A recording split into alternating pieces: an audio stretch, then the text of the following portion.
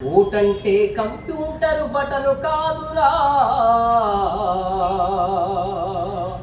ఓటంటే 100 రూపాయల నోటు కాదురా, ఓటంటే చీపు లిక్కరు మందు కాదురా, ఓటంటే తెల్ల కాగితం కానే కాదురా. నీ ఓటే రాజ్యాంగ నెలసీటురా, దానమ్ముకుంటే నీ బతుకు ఆగమవునురా.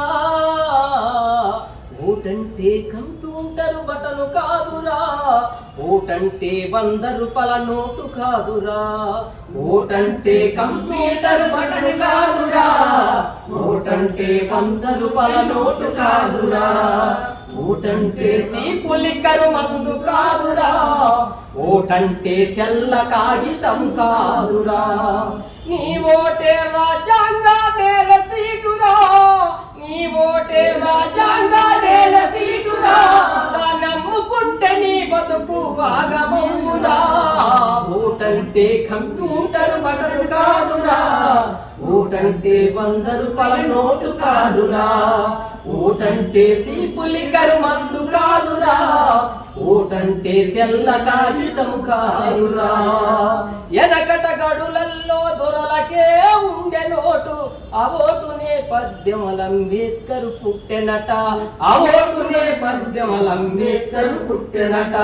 ఎనకటు గడులల్లో దొరలకే ఉండే నోటు, ఆ ఓటు నేపథ్యముల అంబేద్కర్ పుట్టెనట, ఆ ఓటు అంబేద్కర్ పుట్టెనట. గుడిసెలున్న పేద తల్లి దదే ఓటురా, గుడిసెలున్న పేద తల్లి దదే ఓటురా, బంగారున్న రాని ఓటుకు తేడా లేదురా.